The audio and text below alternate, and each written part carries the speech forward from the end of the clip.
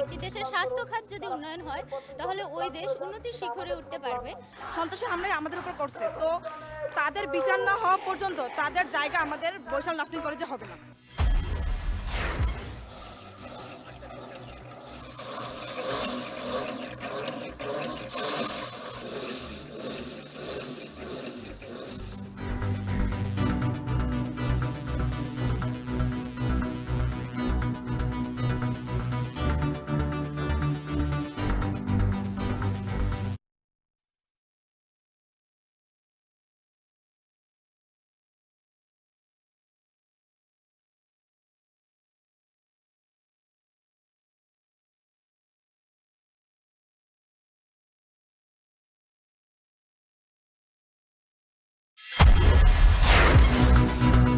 মৌলভীবাজার সীমান্ত দিয়ে শতাধিক অনুপ্রবেশ, আটক ৭৩ পুশকিনের অভিযোগ বিএসএফ এর বিরুদ্ধে, নজরদারি বাড়িয়েছে বিজিবি।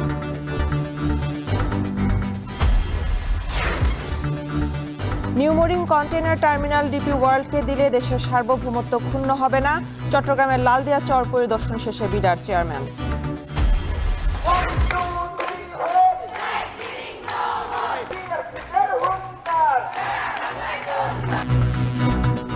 তৃতীয় দিনের মতো সারা দেশের নার্সিং কলেজে শিক্ষার্থীদের কমপ্লিট শাটডাউন কর্মসূচি, বিক্ষোভ মিছিলে উত্তাল ক্যাম্পাস। একটি দেশের স্বাস্থ্য খাত যদি উন্নয়ন হয় তাহলে ওই দেশ উন্নতির শিখরে উঠতে পারবে। সন্ত্রাসী হামলা আমাদের উপর করছে, তো তাদের বিচার না হওয়া পর্যন্ত তাদের জায়গা আমাদের বরিশাল নার্সিং কলেজে হবে না।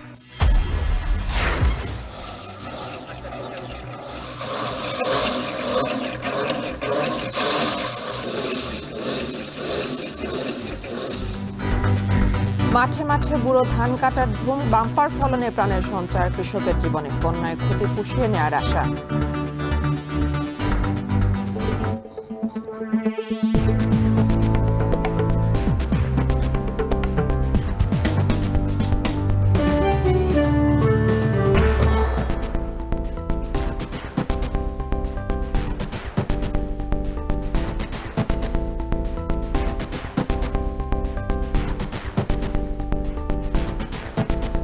স্বাগত। এখন জনপথের পুরো আয়োজন জুড়ে সঙ্গে আছে আমি মেহেরিন অ্যানি।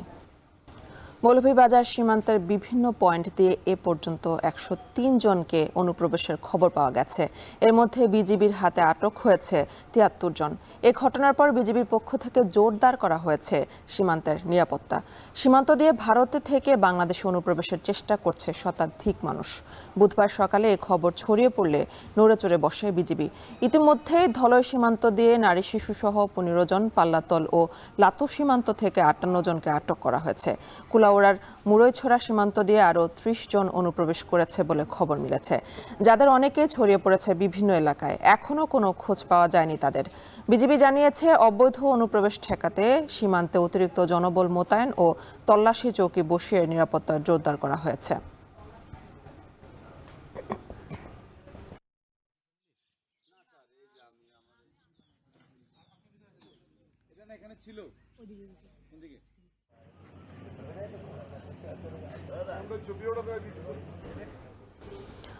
মৌলভীবাজার সীমান্তের বিভিন্ন পয়েন্ট ভারত থেকে বাংলাদেশে অনুপ্রবেশ করেছে শতাধিক মানুষ। এ কারণে সীমান্ত এলাকায় বেড়েছে চাঞ্চল্য। এ নিয়ে আরও খবর জানাতে ধলই সীমান্ত থেকে যুক্ত হয়েছেন এম এ হামিদ। হামিদ, আপনি জানাবেন অনুপ্রবেশকারীদের জোর করে পাঠানো হয়েছে কিনা, এছাড়া নিরাপত্তা নিশ্চিত করতে কি ব্যবস্থা নিয়েছে বিজিবি, জানাবেন। মৌলভীবাজার জেলায় গতকাল থেকে এখন পর্যন্ত মোট ১১৮ জন ভারত থেকে বাংলাদেশে অনুপ্রবেশ করেছে। অনেকের সাথেই কথা বলা হয়েছে এবং বাংলাদেশের যে স্থানীয় প্রশাসন আছে, বিশেষ করে মাধবপুর ইউনিয়ন পরিষদের বর্তমানে চেয়ারম্যান শিবনারায়ণ শীলের সাথে আমি কথা বলেছি। তিনি বলেছেন যে যারা বন্দী হয়েছে, অর্থাৎ বিজিবিতে যারা আটক করেছে, তাদেরকে জিজ্ঞাসাবাদ করে জানা গেছে যে তারা ভারতের যে প্রদেশগুলোতে থাকতো সেখানে ৩ থেকে ৩,৫০০ বা ৪,০০০ লোক ছিল এবং তাদেরকে সেখানকার পুলিশ বাহিনী উচ্ছেদ করে ঘর বাড়ি ভেঙে দিয়ে প্লেনে করে তাদেরকে কমলপুরে নিয়ে আসে এবং সেখানে এসে ছেড়ে দেয়। সেখান থেকে বিএসএফ বিভিন্ন সীমান্ত দিয়ে, মৌলভীবাজারের বিভিন্ন সীমান্ত দিয়ে তাদেরকে ভিতরে অনুপ্রবেশের চেষ্টা করে এবং বিশেষ করে দলাইয়ের 17 নাম্বার যে পিলার আছে সেই পিলার দিয়ে 15 জন ঢুকে এবং আরো 15 জন ঢুকে এখানকার একজন ইউপি সদস্য আছেন বিনা রানী দেব, উনার সহযোগিতায় 15 জন লোক নড়াইলে যেতে পেরেছে এবং বিনা রানী দেব আমাকে জানিয়েছেন যে যখন তারা আসে তখন তাদেরকে হাত বাঁধা ছিল এবং গায়ে কর্দমাক্ত ছিল, খুবই খারাপ অবস্থা ছিল তাদের। তারা অনুনয় বিনয় করে বলছিল তাদেরকে যেন কোনো সমস্যার মধ্যে না ফেলা হয়, তাদেরকে যেন তাদের বাড়িতে যেতে দেওয়া হয় এবং তারা তাদেরকে সেভাবে যেতে দিয়েছেন। এছাড়াও বড়লেখা উপজেলার পাল্লাতোল সীমান্তে 26 জন এবং লাতু সীমান্তে 32 জন লোক সেখানে আটক রয়েছে বিজিবির কাছে। এছাড়া কুলাউড়া উপজেলার মরুচড়া সীমান্ত দিয়ে 30 জন লোক সকালে ভোরে প্রবেশ করে তারা বিভিন্ন জায়গায় চলে গিয়েছে, বিজিবি তাদেরকে আটক করতে পারেনি। বিজিবি এখন পর্যন্ত আমার জানা মতে প্রায় 45 জনকে আটক করতে পারেনি, কিন্তু বাকিদেরকে আটক করতে সক্ষম হয়েছে এবং তারা অভিযান অব্যাহত রেখেছে। আমি কথা বলেছিলাম বায়ান্নর সিওর সাথে, তিনি আমাকে জানিয়েছেন যে সীমান্তে তারা সেখানে আইন শৃঙ্খলা বাহিনীকে জোরদার অবস্থানে রেখেছেন এবং বিজিবির যে সদস্য রয়েছেন সেখানে তারা বাড়িয়ে দিয়েছেন এবং তারা আইন শৃঙ্খলা রক্ষা করার জন্য চেকপোস্ট স্থাপন করেছেন। এদিকে কথা বলেছিলাম পুলিশ সুপার MK জাহাঙ্গীর হোসেনের সাথে, তিনি আমাকে জানিয়েছেন যে তারাও সারা জেলাব্যাপী বিশেষ করে সীমান্ত এলাকায় তাদের চৌকি বসিয়েছেন এবং অপরিচিত লোক দেখলেই বা ভারত থেকে যারা ভিতরে প্রবেশ করবে তাদের ওজন লোক পেলেই কিন্তু তারা অ্যারেস্ট করছেন এবং তারা সম্পূর্ণ সতর্ক অবস্থায় আছেন। বিজিবি জানিয়েছে যে তারা সীমান্তে যদিও রেড অ্যালার্ট জারি করেনি, তারপরেও কিন্তু সবাইকে খুব শক্ত অবস্থানে রেখেছে যাতে করে বিএসএফ বাংলাদেশে কোনো অনুপ্রবেশকারীকে প্রবেশ করতে না পারে। এই ছিল আমার কাছে সবশেষ। অ্যানি, ধন্যবাদ হামিদ। মৌলভীবাজারের সীমান্ত দিয়ে ভারত থেকে বাংলাদেশে অনুপ্রবেশের খবর জানাচ্ছিলেন সহকর্মী এম এ হামিদ। চট্টগ্রাম বন্দরের নিউমোরিং কন্টেইনার টার্মিনাল ডিপি ওয়ার্ল্ডকে দিলে দেশের সার্বভৌমত্ব ক্ষুণ্ণ হওয়ার প্রশ্ন অবান্তর বলে জানিয়েছেন বাংলাদেশ বিনিয়োগ উন্নয়ন কর্তৃপক্ষ বিডার নির্বাহী চেয়ারম্যান আশিক চৌধুরী। সকালে চট্টগ্রামের লালদিয়া চর পরিদর্শনকালে সাংবাদিকদের কথা বলেন তিনি। এ সময় বিডার চেয়ারম্যান বলেন, ডিপি ওয়ার্ল্ড ভারতসহ বিশ্বের 60টি দেশে বন্দর পরিচালনা করছেন। ডিপি ওয়ার্ল্ডের মতো বিশ্বমানের অপারেটর আসলে বন্দরের সক্ষমতা ও দক্ষতা বাড়বে, ফলে হাজার হাজার মানুষের কর্মসংস্থান তৈরি হবে বলেও জানান তিনি। পরে বে টার্মিনাল পরিদর্শনকালে তিনি বলেন, আগামী দিনে বে টার্মিনাল হবে সবথেকে বড় মেগা প্রকল্প ও আমদানি রপ্তানি বাণিজ্যের হাব। এই টার্মিনালে ডিপি ওয়ার্ল্ড ও CAC সিঙ্গাপুর ইনভেস্ট করবে $2 বিলিয়ন বলেও জানান তিনি।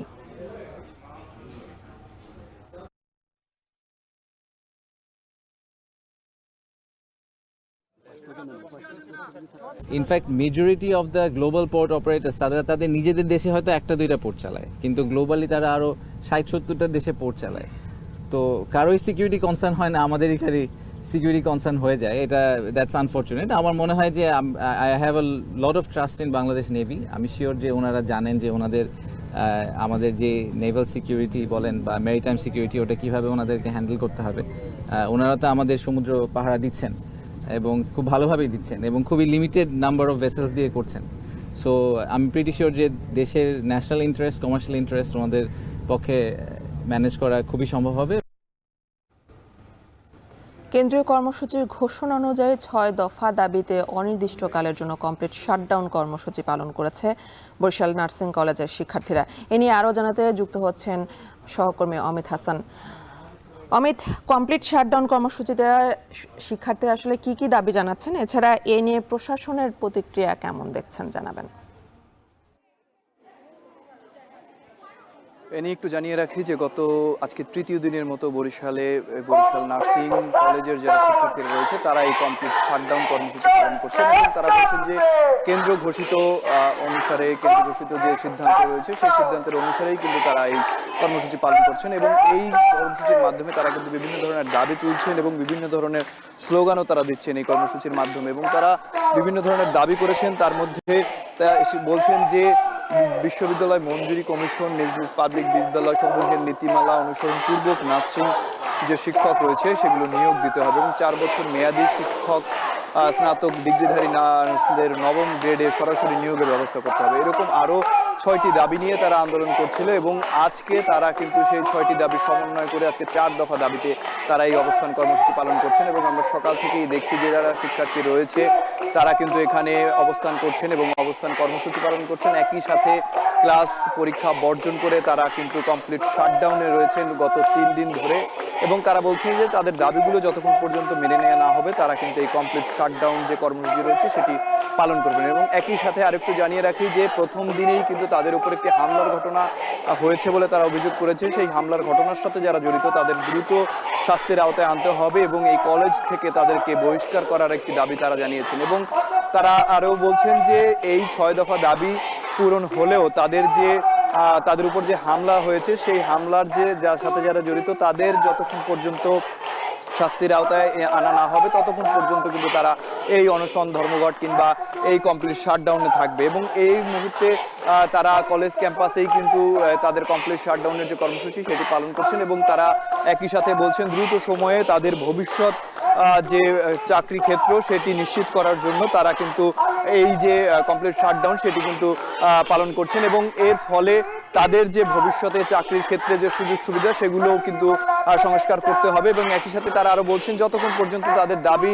মেনে নেওয়া না হবে ততক্ষণ পর্যন্ত কিন্তু তারা এই আন্দোলন চালিয়ে যাবে এবং এই যে কমপ্লিট শাটডাউন সেটিও তারা পালন করবে। তো বরিশাল থেকে এই ছিল আমার কাছে সর্বশেষ। এনি ধন্যবাদ অমিত। বরিশালের নার্সিং কলেজের শিক্ষার্থীদের শাটডাউন কর্মসূচির খবর জানাচ্ছিলেন সহকর্মী অমিত হাসান।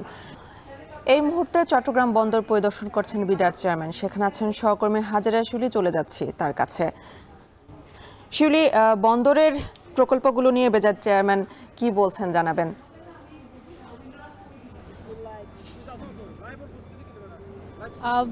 বেদের চেয়ারম্যান যেটি বলেছেন যে কোনো দেশের বিনিয়োগ এবং অর্থনৈতিক উন্নয়নের ক্ষেত্রে বন্দর সবচেয়ে বড় ধরনের ভূমিকা রাখে এবং বন্দরের সক্ষমতা এবং দক্ষতা যত বেশি হয় তত বেশি বিনিয়োগ বাড়ে।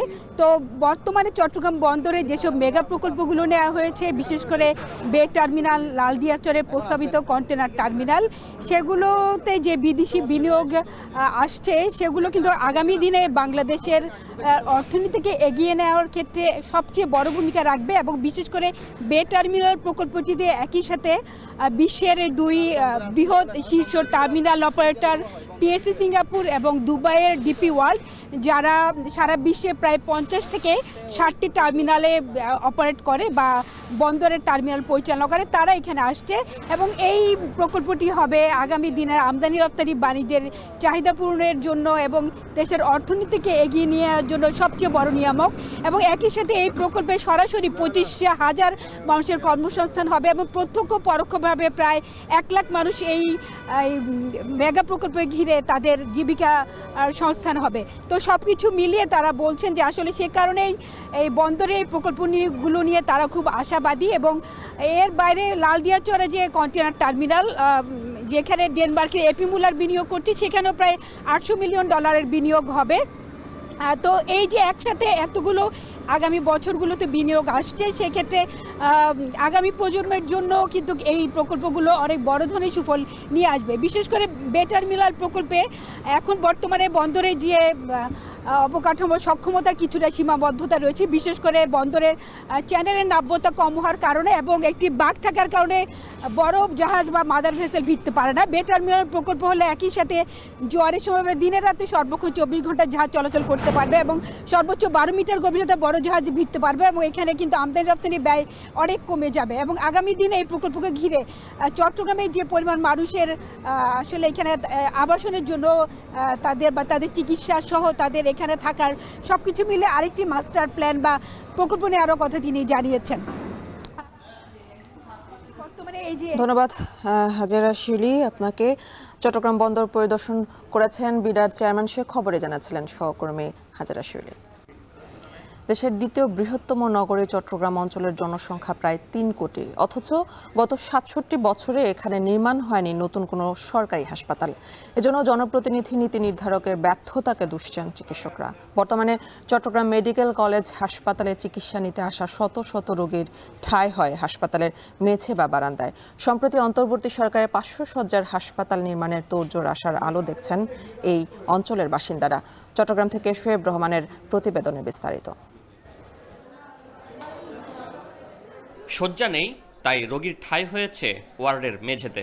কেউ কেউ আবার সেখানেও জায়গা না পেয়ে বারান্দা বা ওয়ার্ডের সামনে বেড বিছিয়ে করছেন চিকিৎসকের অপেক্ষা। এমন চিত্র চট্টগ্রাম মেডিকেল কলেজ হাসপাতালে প্রতিদিনের। বালিশ নেই, বেড ছেঁড়া ও ময়লা, নেই ফ্যান, টয়লেট কিংবা সুপেয় পানি। ৬৮ বছরের পুরনো এই হাসপাতালটি এমন জীর্ণদশা নিয়েই বৃহত্তর চট্টগ্রামের প্রায় ৩ কোটি মানুষের ভরসাস্থল। এখানে তো বাইরে থাকি আপাতত, এখন সরকারি হসপিটাল, এর বাইরে তো আর কোথাও থাকার জায়গা নেই। সরকারি সিট আছে কিন্তু দিত না। এখন আমরা কি করব? এখন আমরা বারান্দা, রুগীকে হাঁটাইতে পারি না, অনেক কষ্ট হচ্ছে যাইতে। এখানে বড় একটা আপনার মেডিকেল, কিন্তু আপনার ওয়ার্ডগুলো ছোট ছোট। কেন এমন হাল এ হাসপাতালের?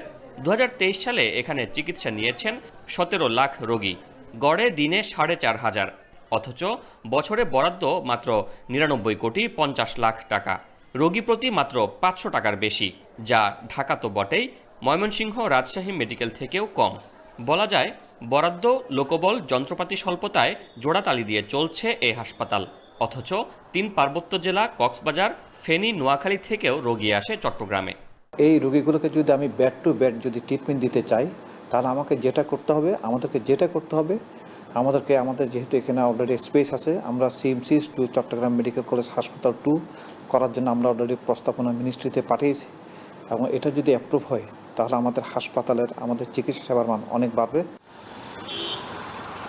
এর বাইরে নগরীতে সাধারণ মানুষের জন্য কম মূল্যে সরকারি জেনারেল হাসপাতালই ভরসা। ১৯৫৭ সালে চট্টগ্রাম মেডিকেলের পর গত ৬৭ বছরে বড় আকারে কোনো সরকারি নতুন হাসপাতাল হয়নি চট্টগ্রামে। চট্টগ্রামবাসীর দীর্ঘ দাবির প্রেক্ষিতে এবার নতুন হাসপাতাল নির্মাণের উদ্যোগ নিয়েছে স্বাস্থ্য মন্ত্রণালয়। এরই মধ্যে নগরীর বাকলিয়া, মোহরা, পটিয়া, হাটহাজারী এলাকায় স্থান পরিদর্শন করেছেন উপদেষ্টা। চীনের অর্থায়নে হতে পারে এ হাসপাতাল। জায়গাটা পেলেই এটা একটা বরাদ্দ স্থিরীকৃত হওয়া, এটার কাজটা আমার মনে হচ্ছে স্বাস্থ্য উপদেষ্টা অসাধারণ রকম তৎপর আছে, এটা দ্রুত হবে বলে মনে হচ্ছে। চট্টগ্রাম মেডিকেল কলেজের মাটিতে টয়লেটের পাশে এসব রোগী, তো এইভাবে তো হয় না, তাই না? কাজে আমরা চাচ্ছি একটু করে দিতে, ডিসেন্ট্রালাইজ করে দিতে, যাতে করে মানুষ সেবাটা সঠিকভাবে পায়। চিকিৎসকরা জানান, সরকার নজর দিলে আধুনিক যন্ত্রপাতি, লোকবল দিয়ে ভালো মানের হাসপাতাল চালু সম্ভব। চট্টগ্রামে কমপক্ষে ৫০০,০০০ হাসপাতালের ৩টা হাসপাতাল দরকার বিভিন্ন এলাকায়, যাতে সবগুলো সেন্ট্রালাইজ না হয়। দক্ষিণ চট্টগ্রামে করতে পারে, উত্তর চট্টগ্রামে করতে পারে, মহানগরের পতেঙ্গা এলাকায় করতে পারে। অর্ধশত বছরেও চট্টগ্রামে সরকারিভাবে নতুন হাসপাতাল তৈরি না হওয়া এ অঞ্চলের প্রতি অবহেলা ও বৈষম্যের চিত্রই তুলে ধরে। এখনও অসুস্থ হলে মানুষ কোথায় যাবে সেটি নিয়েই ভাবতে হয় নিম্ন ও মধ্য আয়ের মানুষের। শোয়েব রহমান, এখন, চট্টগ্রাম। কুমিল্লায় সোয়াচে চর্মরোগ স্ক্যাবিসের সংক্রমণের হার বেড়েছে, যাতে হাসপাতালে বাড়ছে রোগীর সংখ্যা। এ নিয়ে বিস্তারিত জানাতে কুমিল্লা সদর হাসপাতাল, জেনারেল হাসপাতাল থেকে যুক্ত হচ্ছেন মাসুদ আলম। মাসুদ, যেহেতু স্ক্যাবিস রোগটি বাড়ছে এবং এ নিয়ে আসলে চিকিৎসকরা কি বলছেন, বিস্তারিত জানাবেন।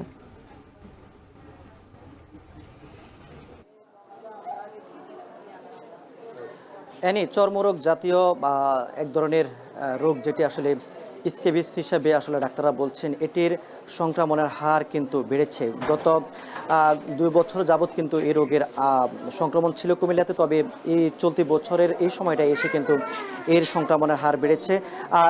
চিকিৎসকরা বলছেন যে এর মধ্যে যে আপনার যে বৃষ্টি হচ্ছে, একই সঙ্গে গরম পড়ছে, যার কারণে কিন্তু শিশু থেকে বয়স্ক পর্যন্ত যে সকল মানুষ রয়েছেন, সকল বয়সে মানুষ কিন্তু আসলে এই রোগটিতে আক্রান্ত হচ্ছেন। এটি ছোঁয়াচে রোগ হিসাবে চিকিৎসকরা বলছেন যে এটির মাত্রা কিন্তু আসলে ধীরে ধীরে বাড়ছে। কারণ হচ্ছে যে পরিবারের যদি কেউ কোনো সদস্য আক্রান্ত হয়ে থাকেন, পরবর্তীতে তাকে যদি আসলে চিকিৎসকের পরামর্শ নিয়ে তাকে তদারকি না করা হয়, তাহলে আসলে খুব দ্রুতই পরিবারের অন্যান্য যে সদস্যগুলো আছেন, সদস্যরা কিন্তু এর জীবাণুতে আক্রান্ত হচ্ছেন। এতে করে কিন্তু রোগীর পরিমাণ বাড়ছে। আমরা দেখছি যে কুমিল্লার মেডিকেল কলেজ এবং আমি যেখানে রয়েছি কুমিল্লার সদর জেনারেল হাসপাতালে, এখানেও আমরা দেখেছি যে প্রচুর পরিমাণে নারী শিশু থেকে শুরু করে সকল বয়সী মানুষ কিন্তু চিকিৎসা নিতে আসছেন ডাক্তারের চেম্বারে। আমরা দেখেছি যে আসলে চিকিৎসকরা বলছেন শুরুতেই কিন্তু আসলে শিশুরাই মূলত সবচেয়ে বেশি সংক্রামিত হয়েছেন, তবে এখন ধীরে ধীরে অন্যান্য বয়সী মানুষও এর জীবাণুতে আক্রান্ত হচ্ছেন।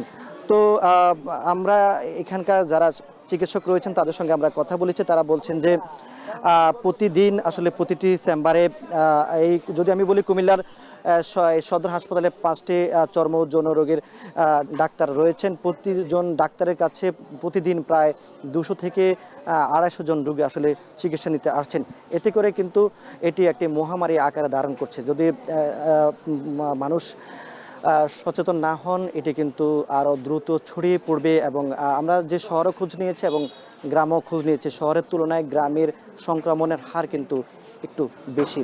তো এ ছিল কুমিল্লা থেকে সবশেষ। ধন্যবাদ মাসুদ। দর্শক, কুমিল্লায় ছোঁয়াচে স্ক্যাবিস রোগের সংক্রমণ বাড়ছে সে খবরে জানাচ্ছিলেন সহকর্মী মাসুদ আলম। চলতি বছর কুমিল্লায় বোরো ধানের বাম্পার ফলন হয়েছে, আর তাতে নতুন প্রাণের সঞ্চার হয়েছে কৃষকদের জীবনে। গত বছরের বন্যায় ক্ষতিগ্রস্ত কৃষকরা আশার আলো দেখছেন এবছর। কৃষি বিভাগ বলছে বোরো ধানের উৎপাদন লক্ষ্যমাত্রা ছাড়িয়ে যাবে। খালেদ সাইফুল্লাহর রিপোর্ট, ক্যামেরায় ছিলেন বাসির আহমেদ। গেল বছরের ভয়াবহ বন্যায় ব্যাপকভাবে ক্ষতিগ্রস্ত হয়েছিলেন কুমিল্লার কৃষকরা। হাড় ভাঙা পরিশ্রম করে যাদের জীবন চলে, উজানের ঢল ও টানা বৃষ্টিতে কষ্টের ফসল হারিয়ে দিশেহারা হয়ে পড়েছিলেন তারা। তবে বছর ঘুরতেই বোরো ধানের বাম্পার ফলনে দেখছেন আশার আলো। বন্যায় ক্ষতিগ্রস্ত বুড়িচংয়ের মাঠে চলছে ধান কাটার ধুম। এ মৌসুমে বোরো ধানের আবাদে সন্তুষ্টি প্রকাশ করেছেন চাষিরা।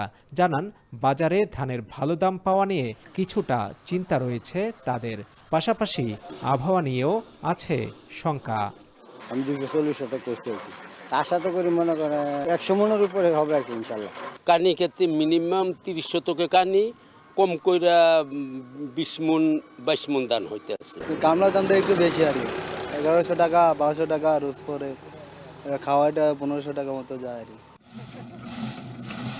দলে দলে কৃষাণী ধান কাটছেন, মারাই করছেন, আর সেই আনন্দে সামিল হয়েছেন দূরের জেলা থেকে আসা শ্রমিকরাও। বিঘা প্রতি 35, 36 মন 40 মনও হয়েছে বিঘা প্রতি। এখানে কাজকর্ম করতেছি, টাকা পয়সা পাঠাইতেছি, বাড়ির সংসার চলতেছে। একটা লেবারের দাম 800 টাকা, আর ধান কেজি দিয়ে গেছে 1200-1300 টাকা, তাহলে হেয়ারে গিয়ে পুষিতেছে না। কৃষি বিভাগ বলছে সঠিক সময়ে বীজ এবং সার সরবরাহের কারণে এবার 1,62,000 হেক্টর জমিতে বোরো ধান আবাদ হয়েছে। আবহাওয়ার পূর্বাভাস অনুযায়ী কাঙ্ক্ষিত সময়েই গোলায় ফসল উঠবে বলে জানান কৃষি কর্মকর্তারা। বোরোর এখন পর্যন্ত যে অবস্থা, এটা খুবই আশাব্যঞ্জক এবং আমরা মনে করি যে আগামী হয়তো 15-20 দিন যদি আবহাওয়াটা একটু ভালো থাকে, মানে বৃষ্টি বা ঝড় তুফান না হয়, তাহলে কৃষক মোটামুটি আমাদের 80% ফসল ঘরে চলে আসবে। আকাশে মেঘ জমলেই কালবৈশাখী ঝড় আর উজানের ঢলের আতঙ্ক কাজ করছে কুমিল্লার ফসলের মাঠের এই কৃষকদের মাঝে। গেল রোপায়মান মৌসুমে প্রায় 22,300 হেক্টর জমির ফসল নষ্ট হয়ে যায়। কৃষি বিভাগ বলছে বোরো মৌসুমে বাম্পার ফলনের আশা করছেন তারা। আবহাওয়া ভালো থাকলে ফসল ঘরে তুলবেন এই বন্যা ক্ষতিগ্রস্ত কৃষকরা। খালেদ সাইফুল্লাহ, এখন কুমিল্লা। সুনামগঞ্জের গ্রামীণ জনপদে বদলে গেছে চিরচেনা দৃশ্যপট। আগে যেখানে ফসলি মাঠে শুধু পুরুষেরাই কাজ করত, এখন সেখানে ঘাম ঝরাচ্ছেন শত শত নারী শ্রমিকও। তবে যুগের সাথে তাল মিলিয়ে কাজের চাপ বাড়লেও কমেনি মজুরি বৈষম্য। লিপসান আহমেদের প্রতিবেদনে বিস্তারিত। যতদূর চোখ যায় ততদূর শুধু নানা বয়সের কর্মব্যস্ত মানুষ। ধান কাটা, মারাই, শুকানো ও সেদ্ধ করার কাজে সকাল থেকে সন্ধ্যা পর্যন্ত পরিশ্রম করছেন হাওড়ের কৃষানীরা। কণিকা রানী বর্মন সেই রকমই এক কৃষানী। সংসারে হাল ধরতে পুরুষের সাথে কাঁধে কাঁধ মিলিয়ে মাঠে নামছেন তিনি। ধান কাটা, মারাই, বালু তোলা সব কাজই তার দক্ষতা, তবু ন্যায্য মজুরি থেকে বঞ্চিত। ছেলে মেয়ে মানুষ করবার লাগে আইসি অবেমের তারও না, মানে কি চাল ডাল কিনা সব কিছুই কিনা খাওয়া লাগে, একলা পুরুষে পারে না, এই কারণে আমরাও নামছি। চলতি বছর সুনামগঞ্জের 137টি হাওরে বুড়ো ধানের আবাদ হয়েছে 2 লাখ হেক্টরের বেশি জমিতে। ঝড় বৃষ্টি ও বজ্রপাত উপেক্ষা করে হাওরের মাঠে কাজ করছেন লক্ষাধিক নারী শ্রমিক। সবারই সমান কষ্ট হয় না, এটা যেমন আমরা যে মহিলা আমরা যে রাইড করে অন্য কাম করতে পারি না, এটা লাগলে আমরা কমাইয়া দেয় মজুরি পাই। আমরা এই টাকা সংসার চালানো খুবই কষ্ট করি আমরা চলে আসছি, কিতা করবো আমরা তোর কেউ কাছে গিয়ে তো ডাকাতি চুরি করতে পারতাম না। কাম করি রোজ আমরা 700টাও বেতন দেয়, 400 দেয়, সময় আমরা যে যতটা দেয় সেটার অভাবে আমরা অত দেয়, আমরা কাজ করি। মাঠ পর্যায়ে নারীরা তাদের শ্রমের সঠিক মূল্য পাচ্ছেন না স্বীকার করে মজুরির এই বৈষম্য কমিয়ে আনার আহ্বান সচেতন মহলের। মাঠে শ্রমের যে মূল্য, সেখানে দেখা যায় যে পুরুষদের তুলনায় আমাদের নারীরা প্রায় অর্ধেক শ্রমের মূল্য তারা পান। এটি নিয়ে বিভিন্নভাবে বিভিন্ন সময় কথা হয়েছে, কিন্তু এই যে বৈষম্যটা এটা ঘোষানোর ক্ষেত্রে আমরা কোনো উদ্যোগ দেখি না। তবে মালিক পক্ষের মানসিকতা পরিবর্তন করে নারীদের পারিশ্রমিক বাড়ালে এই জেলায় বৈষম্য কমে আসবে বলে মনে করছেন এই কর্মকর্তা। সুনামগঞ্জের হাওর এলাকায় বোরো ধান মৌসুমে ধান কর্তন থেকে শুরু করে মাড়াই, ঝাড়াই, শুকানো সহ অন্যান্য বিভিন্ন কাজে পুরুষ শ্রমিকের পাশাপাশি নারী শ্রমিকরাও কাঁধে কাঁধ মিলিয়ে কাজ করে থাকে। যারা শ্রমিক দিয়ে কাজ করান তাদের মন মানসিকতার যদি পরিবর্তন আসে, সেক্ষেত্রে পুরুষ এবং নারী শ্রমিকের মজুরির যে পার্থক্য এটা কমিয়ে নিয়ে আসা সম্ভব।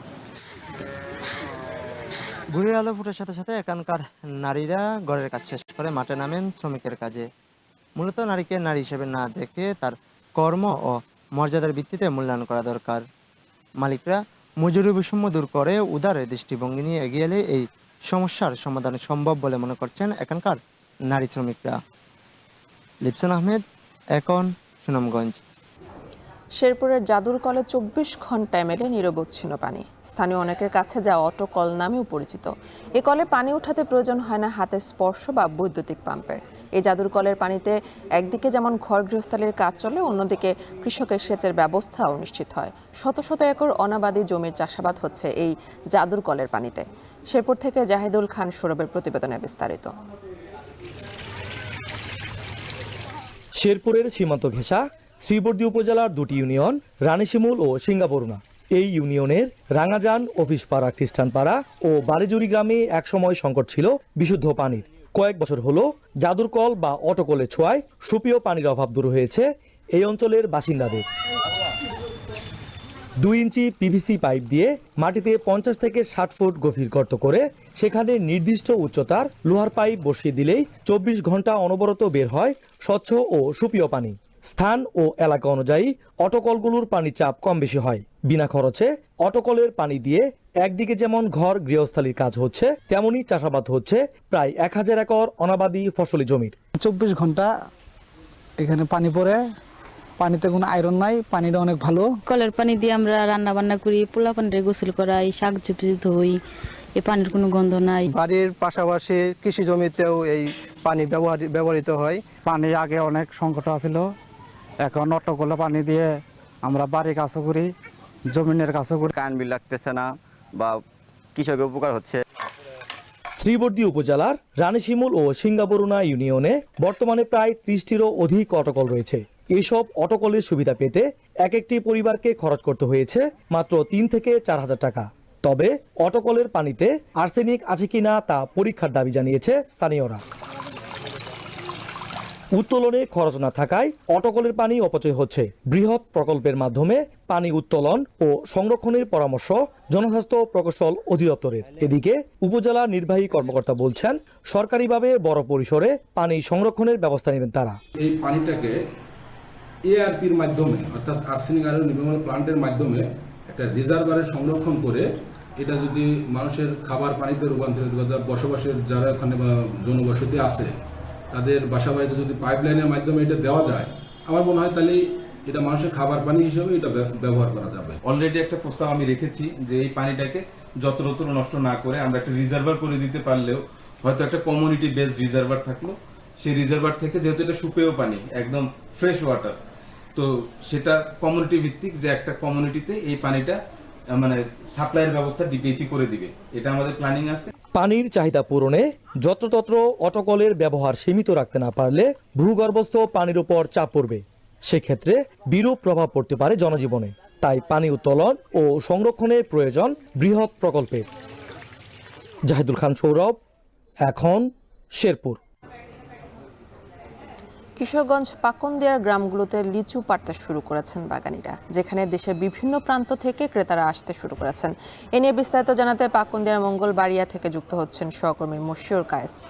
কায়েস, এবার জেলায় লিচুর ফলন কেমন হয়েছে, এছাড়া দরদাম কেমন জানাবেন?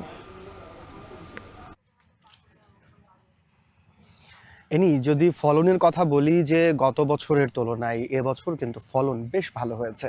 গত বছর কিন্তু এখানকার কৃষকরা বেশ আসলে লাভ করতে পারে নাই এই লিচু চাষে, কেননা তীব্র তাপদাহ ছিল এবং পাশাপাশি শিলাবৃষ্টিতে লিচু নষ্ট হয়ে গেছিল। কিন্তু এবছর আবহাওয়া অনুকূলে থাকায় কিন্তু ফলন হয়েছে বেশ। এবং আমরা সকাল থেকে বাগানগুলোতে ঘুরে দেখেছি যে প্রায় প্রতিটা গাছেই কিন্তু আসলে বাম্পার ফলন। এবার কৃষি সম্প্রসারণ অধিদপ্তরও বলছে যে এবার যে পরিমাণ ফলন হয়েছে, প্রায় 10 কোটি টাকার লিচু কিন্তু এই গ্রাম থেকেই বিক্রি হবে। এখানকার যে মঙ্গলবাড়িয়া যে গ্রামটি রয়েছে, এই গ্রামটি কিন্তু আসলে এই লিচুর কারণেই কিন্তু আসলে লিচু গ্রাম হিসাবেই পরিচিতি পাচ্ছে। এবং এর যে লিচুগুলো রয়েছে এগুলো আকারে অনেকটাই বড় এবং রসালো এবং সুগন্ধযুক্ত হওয়ার কারণে এর দর্শকপ্রিয় জনপ্রিয়তা কিন্তু বেশ অনেকটাই। আর দামের ক্ষেত্রে যদি বলি যে এবার কিন্তু প্রতি হাজার লিচু বিক্রি, প্রতি 100 লিচু বিক্রি হচ্ছে 600 টাকায়। যেই দাম নিয়ে কিন্তু গত বছর থেকে বিগত 2 বছর যাবৎ কিন্তু একটা অভিযোগ ছিল ক্রেতা সাধারণদের, যেখানে যে এই দাম কিন্তু ফরিয়ারা মাঝখানে কিন্তু দাম বাড়িয়ে দিত। চাষিরাও কিন্তু সেই দামটা পেত না। 1000 থেকে 1200-1400 পর্যন্ত কিন্তু বিক্রি হতে দেখেছি আমরা গত বছর। কিন্তু এবার কৃষি সম্প্রসারণ অধিদপ্তর চাষিদের সঙ্গে কথা বলে এবং যারা ব্যাপারী রয়েছেন তাদের সঙ্গে কথা বলে যে দামটি নির্ধারণ করেছে সেটি হচ্ছে প্রতি 100 লিচু এখানে 600 টাকায় বিক্রি হবে। এবং এই 600 টাকা লিচুর যে দামটা নির্ধারণ করা হয়েছে, চাষি এবং ব্যাপারীরা বলছে সেটি কিন্তু আসলে রেট কম নয়। তারা বলছে যে তাদের যে পরিমাণ আসলে এবার লিচুর ফলন হয়েছে, সেই ফলন অনুযায়ী যে তারা যে দামটা পাচ্ছে, সেই দাম অনুযায়ী কিন্তু তারা বেশ লাভবান হবেন এবার। তো এই ছিল আমার কাছে মঙ্গলবাড়িয়া থেকে লিচুর সর্বশেষ তথ্য। কিশোরগঞ্জে এবছর লিচুর ভালো ফলন হয়েছে, আর সে খবরই জানাচ্ছিলেন সহকর্মী মশিউর কায়েস।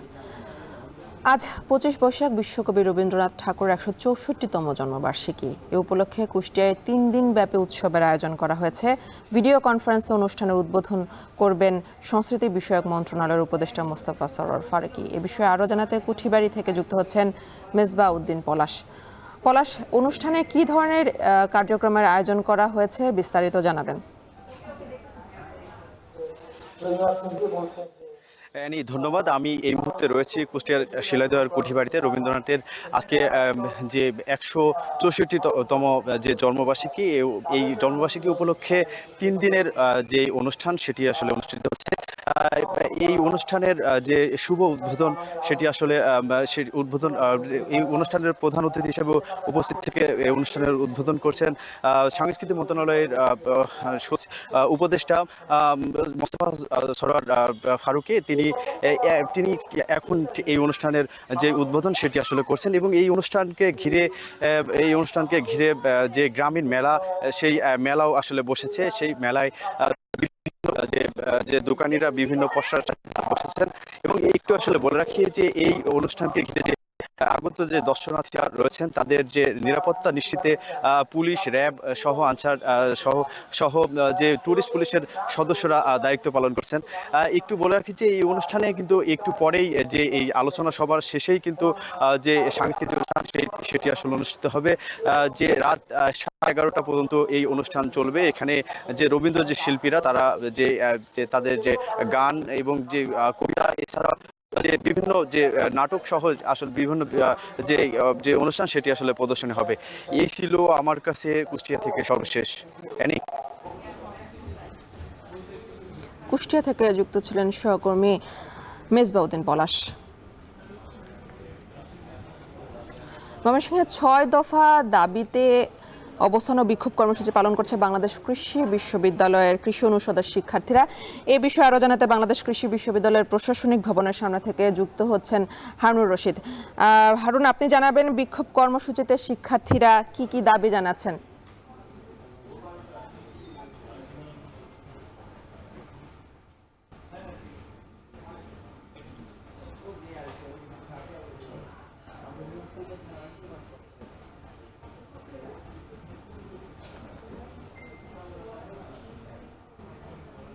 হারুন, আপনি কি আমাকে শুনতে পাচ্ছেন? এবারে বিক্ষোভ কর্মসূচিতে শিক্ষার্থীরা কি কি দাবি জানাচ্ছেন জানাবেন।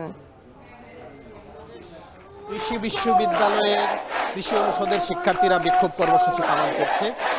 আমরা এই মুহূর্তে আছি বাংলাদেশ কৃষি বিশ্ববিদ্যালয়ের প্রশাসনিক ভবনের সামনে, এবং এখানে আমরা দেখি যে কৃষি অনুষদের যে শিক্ষার্থী যারা রয়েছে তারা কিন্তু 6 দফা দাবিতে বিক্ষোভ কর্মসূচি পালন করছে এবং অবস্থান কর্মসূচি পালন করছে। এবং শিক্ষার্থীরা যে বিষয়গুলো বলছে, তাদের যে 6 দফা দাবি রয়েছে, এর মধ্যে প্রথম যে দাবিটি রয়েছে সেটি হচ্ছে ডিএই এবং বিএডিসি সহ অন্যান্য সব গবেষণা প্রতিষ্ঠানে 10ম গ্রেড অর্থাৎ উপসহকারী কৃষি কর্মকর্তা, উপসহকারী বৈজ্ঞানিক কর্মকর্তা এবং সমমান পদে কৃষিবিদদের জন্য উন্মুক্ত করতে হবে। এবং তাদের যে দ্বিতীয় দাবি, ডিএই এবং অন্যান্য কৃষি সংশ্লিষ্ট প্রতিষ্ঠানে নবম গ্রেড এবং অন্যান্য গ্রেডে নিয়মিত রিভিজিট এবং পদ সংখ্যা বৃদ্ধি করতে হবে। এবং তাদের তৃতীয় দাবি হচ্ছে নিয়োগ পরীক্ষায় উত্তীর্ণ হওয়া ব্যতীত 9ম গ্রেডে বিএডিসি এর কোঠা বাতিল করতে হবে, পদোন্নতির কোনো সুযোগ রাখা যাবে না। এক্ষেত্রে 10ম গ্রেডের পোস্টসমূহ গেজেটের আওতায় বাইরে স্বতন্ত্র পদ সোপান এবং প্রচলিত কাঠামো রাখতে হবে। এবং তাদের যে চতুর্থ দাবি সেটি হচ্ছে কৃষি বিষয়ক ডিপ্লোমাধারীদের জন্য নতুন কোনো বিশেষায়িত কৃষি বিশ্ববিদ্যালয় প্রতিষ্ঠা করা যাবে না। এবং তাদের পঞ্চম দাবি, কৃষি ও সংশ্লিষ্ট বিষয়ক স্নাতক ব্যতীত নামের পাশে কৃষিবিদ পদবি ব্যবহার করা যাবে না। এ বিষয়ে সরকারি প্রজ্ঞাপন জারি করতে হবে এবং কৃষি বিষয়ক ডিপ্লোমা বা কারিগরি শিক্ষাকে কৃষি বিষয়ক প্রতিষ্ঠান ডিএইর আওতার বাইরে রাখতে হবে। এবং এই যে 6 দফা দাবি, এই 6 দফা দাবিতে কিন্তু বাংলাদেশ কৃষি বিশ্ববিদ্যালয় সহ বাংলাদেশের সবগুলো কৃষি বিশ্ববিদ্যালয়ের কৃষি অনুষদের শিক্ষার্থীরা বেশ কয়েকদিন যাবৎ তারা কিন্তু আন্দোলন কর্মসূচি পালন করছে। এবং শিক্ষার্থীরা যেটি বলছে, তাদের যে আন্দোলন, তাদের যে যৌক্তিক দাবি, সেই দাবিগুলো মানার ব্যাপারে কৃষি মন্ত্রণালয় বা সরকার কিন্তু কোনো আগ্রহ দেখাচ্ছে না এবং এখন পর্যন্ত তারা কিন্তু কোনো ভূমিকাই রাখছে না, যার কারণে তাদের কর্মসূচি কঠোর হচ্ছে। যেমন আজকে বাংলাদেশ কৃষি বিশ্ববিদ্যালয়ের কৃষি অনুষদের শিক্ষার্থীরা কিন্তু ক্লাস পরীক্ষা বর্জন করে বিশ্ববিদ্যালয়ের প্রশাসনিক ভবন অর্থাৎ বিসির কার্যালয়ের সামনে কিন্তু তারা অবস্থান নিয়েছে এবং অবস্থান নিয়ে তারা বিক্ষোভ কর্মসূচি পালন করছে। এবং একই ধরনের কর্মসূচি কিন্তু বাংলাদেশের সবগুলো কৃষি বিশ্ববিদ্যালয়ে পালিত হচ্ছে বলে আমরা জানতে পারছি। এবং এখানে যারা শিক্ষার্থী আছে তারা কিন্তু আমাদেরকে জানিয়েছেন এবং তারা যেটি বলেছেন, তাদের যে দাবি, সেই দাবি যদি না মানা হয় তাহলে কিন্তু তারা তাদের যে কর্মসূচি, সেই কর্মসূচি আরও কঠোর দিকে যাবে। এবং আমরা দেখেছি কিছুক্ষণ আগে বাংলাদেশ কৃষি বিশ্ববিদ্যালয়ের উপাচার্য শিক্ষার্থীদের সাথে কথা বলেছেন। তিনি যেটি বলেছেন যে আগামী সোমবারে কৃষি মন্ত্রণালয়ের সচিবের সাথে তাদের এ বিষয়ে কথা রয়েছে এবং তখন হয়তো এ বিষয়ে আরও কোনো সিদ্ধান্ত আসবে, তখন সে বিষয়গুলো জানা যাবে। তবে শিক্ষার্থীরা যেটি বলছেন, তাদের দাবি আদায় না হওয়া পর্যন্ত কিন্তু তাদের যে কর্মসূচি সেটি চলবে এবং পরবর্তীতে এই কর্মসূচি আরও কঠোর হবে। তো এই ছিল আমার কাছে বাংলাদেশ কৃষি বিশ্ববিদ্যালয় থেকে সর্বশেষ। 6 দফা দাবিতে বিক্ষোভ সমাবেশ পালন করছে ময়মনসিংহ কৃষি বিশ্ববিদ্যালয়ের শিক্ষার্থীরা, সে খবরে জানাচ্ছিলেন সহকর্মী হারুনুর রশিদ। চমচমের পর টাঙ্গাইলের মির্জাপুরের জামুরকির সন্দেশ জিআই সনদ পাওয়ায় খুশি কারিগর ও স্থানীয়রা। তবে এসব পণ্যের মান ধরে রেখে ব্যবসায় প্রসার ঘটানোয় বড় চ্যালেঞ্জ বলছেন ব্যবসায়ীরা। কাউসার আহমেদের তথ্য ও ছবিতে বিস্তারিত। ঢাকা টাঙ্গাইল মহাসড়কের পাশে মির্জাপুর উপজেলার সাদামাটা একটি সন্দেশের দোকান, যেখানে থরে থরে সাজানো রয়েছে মুখরোচক সন্দেশ। মির্জাপুর উপজেলার জামুরকিতে প্রথমে কালিদাস সাহা সন্দেশের ব্যবসা শুরু করেন। সময়ের সঙ্গে সঙ্গে যা স্থানীয়দের কাছে পরিচিতি লাভ করে কালিদাসের সন্দেশ হিসেবেও। গুণগত মান ভালো থাকায় দেশের গণ্ডি পেরিয়ে যার সুনাম ছড়িয়েছে বিদেশেও। বর্তমানে এই দোকান পরিচালনা করছেন কালিদাসের নাতি সমর সাহা। 95 বছর হবে এটা। আমার দাদাই করছে, আমার বাবাই করছে, আমার চাচাই করছে, আমি করতেছি আর কি বর্তমানে আর কি। সবাই কিনে আসে, কিনে নেয়। আমি তো এত বেশি মাল বানাই না, সীমিত বানাই, ওইটা আমি বিক্রি করি। আমরা যা চেয়েছিলাম তা আমরা পেয়েছি এই আর কি। আর সরকার যেন আমাদের প্রতি রাখে, সুদৃষ্টি রাখে। মানুষের মুখে মুখে সন্দেশের সুখ্যাতি থাকলেও জিআই স্বীকৃতি পাওয়ার পর আনন্দ ছাড়িয়েছে কয়েক গুণ। তবে জিআই সনদ পেলেও এসব পণ্যর ব্যবসার প্রসার ঘটানোর বড় চ্যালেঞ্জ বলছেন ব্যবসায়ীরা। আর দোকান আধুনিকায়ন সহ মান ধরে রাখার দাবি ক্রেতাদের। এখানে আমরা বাজার থেকে দুধ কিনে আনি, কিনে আনার পরে ছানা কাটি, ছানা কাইটা ছানা মেরামত করে তারপরে সন্দেশ বানানো হয়। 30 বছর যাবৎ কালিদাসের সন্দেশটা খেয়ে আসছি। আসলে সন্দেশের জগতে সারা বাংলাদেশে এর কোনো বিকল্প নাই, এত সুস্বাদু। কোয়ালিটি একটু ডিফারেন্ট, এর টেস্টটা একটু মানে নর্মাল যেটা হয় মিষ্টি একটু বেশি মিষ্টি হয়, কম মিষ্টি হয়, এদের কোয়ালিটি অনেক ভালো। টাঙ্গাইলে আমাদের যখন একটু যাওয়া পড়ে কোনো না কোনো কারণে আমরা একটু কালিদাসের সামনে দাঁড়াবই একটা সন্দেশ হইলেও বা যাওয়ার সময় একটু ঘি নিয়ে যাওয়ার জন্য। জিআই সনদ পাওয়ার পর এসব পণ্যর গুণগত মান বজায় রাখার পাশাপাশি রপ্তানিযোগ্য করার বিষয়ে সহায়তার আশ্বাস দিচ্ছেন জেলা প্রশাসন। টাঙ্গাইলের বেশ কিছু পণ্য জিআই পণ্য হিসেবে স্বীকৃতি পেয়েছে। এই স্বীকৃতি আমাদের আনন্দের, গর্বেরও। জিআই পণ্য হিসেবে স্বীকৃতি পণ্যটি স্থানীয় ঐতিহ্যকেও স্বীকৃতি দেয়। এই স্বীকৃতি পর্যটনকে ব্যাপকভাবে উৎসাহিত করবে এবং স্থানীয় অর্থনীতিকেও বিশেষ অবদান রাখবে বলে বিশ্বাস করি। টাঙ্গাইলের এই দোকানে প্রতিদিন গড়ে লাখ টাকার জামুরকি সন্দেশ বিক্রি হয়। এখন টাঙ্গাইল। শেষ করব এখন জনপদে, তবে তার আগে শিরোনামগুলো আরো একবার। মৌলভীবাজার সীমান্ত দিয়ে শতাধিক অনুপ্রবেশ, আটক ৭৩ পুশ-ইনের অভিযোগ বিএসএফ এর বিরুদ্ধে, নজরদারি বাড়িয়েছে বিজিবি।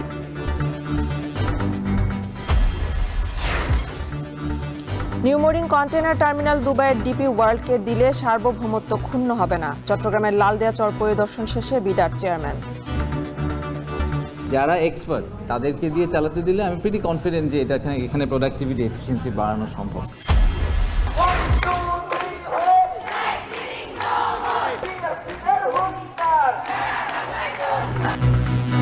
তৃতীয় দিনের মতো বরিশালের নার্সিং কলেজে কমপ্লিট শাটডাউন কর্মসূচি, বিক্ষোভ মিছিলে উত্তাল ক্যাম্পাস। একটি দেশের স্বাস্থ্য খাত যদি উন্নয়ন হয় তাহলে ওই দেশ উন্নতির শিখরে উঠতে পারবে। সন্ত্রাসী হামলায় আমাদের উপর করছে, তো তাদের বিচার না হওয়া পর্যন্ত তাদের জায়গা আমাদের বরিশাল নার্সিং কলেজে হবে না।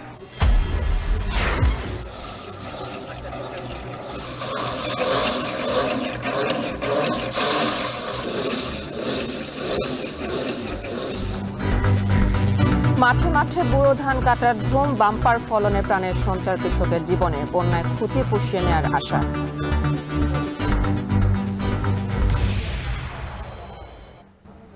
শেষ করছে এখন জনপদে। এখন টেলিভিশন ওয়েবসাইটে দেখতে ভিজিট করুন www.ekhon.tv। এছাড়া ফেসবুকে দেখতে ভিজিট করুন facebook.com/tv.ekhon এবং ইউটিউবে দেখতে ভিজিট করুন youtube.com/c/ekhon.